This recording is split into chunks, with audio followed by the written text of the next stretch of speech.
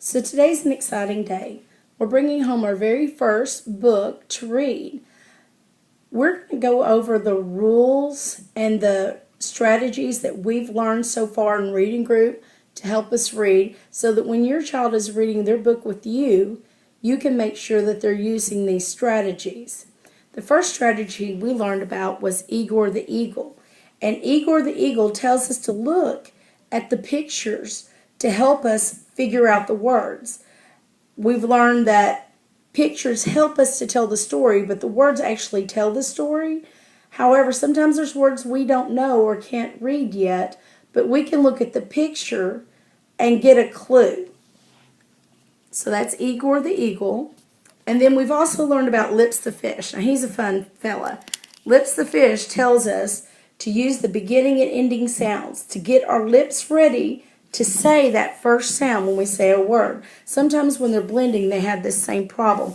They may blend a word like g-ot and then go back and say hot or pot or something. They'll substitute that first sound. So sometimes it's just recalling that first sound. We get so far along in it, we forget what that first sound was. So Lips tells us to go back and look at that first sound in the word and get our lips ready.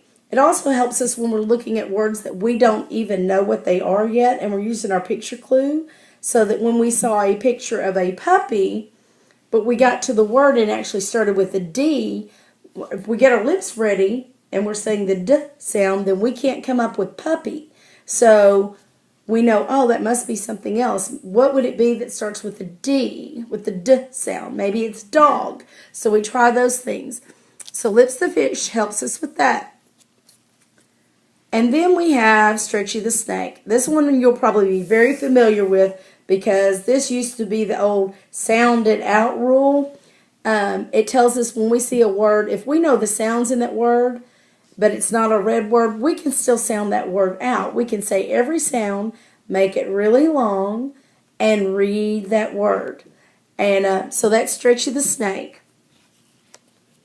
So tonight when your child brings home their book, make sure they're doing these things. Make sure they're putting their finger under. Let me hold this up. I'm sorry, trying to do this by myself today. Put their finger under. We call this our reading finger. Get it ready. Put it underneath the word as they say the word. So when they say, they read the front and they say, the L book, they should be pointing to each word as they read it. They should not read it this way. The L book. They're not tracking the print with their finger. We want them to point to each word. Also, make sure that they look and get their picture clue before they start. If it's a red word, they shouldn't be having to be prompt.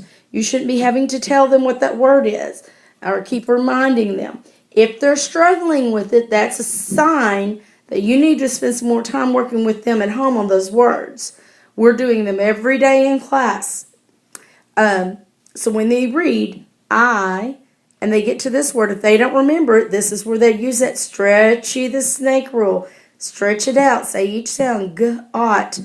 Don't let them read it, I, g-ot, a. Make them go back when they say g-ot. Then they have to swap and say it fast before they can move on. So, I, g-ot, got, a, another red word. And then we highlighted these first letters because we were trying to remember what Lips the Fish said and get our lips ready to say that first sound. So we see that L, so we're saying, L, so that can't be a sheep.